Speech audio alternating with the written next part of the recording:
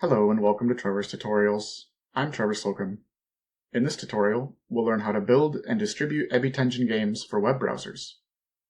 We'll learn what the WebAssembly binary format is, what the GoOS and GoArch environment variables are, how to compile a Go program as a WebAssembly file, how to play a WebAssembly file locally, and how to distribute a WebAssembly file for others to play in their web browser.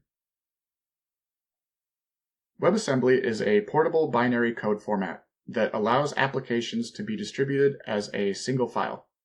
This is really useful because we can compile a program to WebAssembly from various programming languages and target this single format that will run in any modern web browser.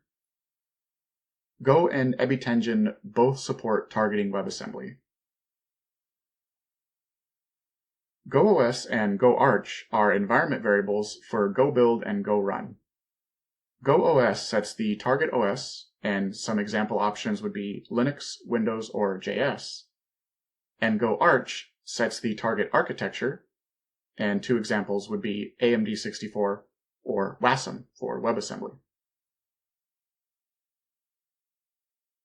To compile a Go program as a WebAssembly file, we'll run this command, GoOS.js, to set the target as JavaScript, GoArch Wasm to set the target to WebAssembly, then GoBuild as usual, and we'll pass -o to set the output file name, and we'll save the game in the web directory as game.wasm. WasmServe is a tool for running WebAssembly applications locally. It starts a local web server, and every time you access that server, it runs the go build command that we were just looking at, and serves the freshly built WebAssembly file to your browser.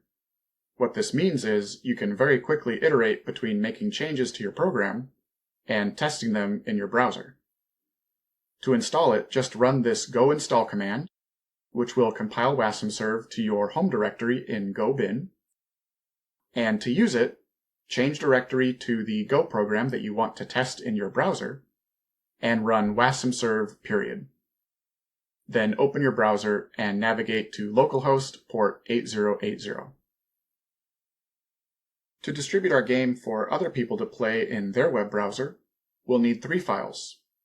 We'll need to run the go build command we were looking at to produce game.wasm.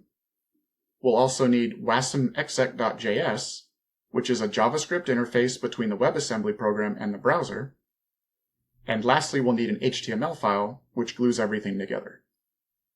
You can find the JavaScript and the HTML files in the tutorial code repository.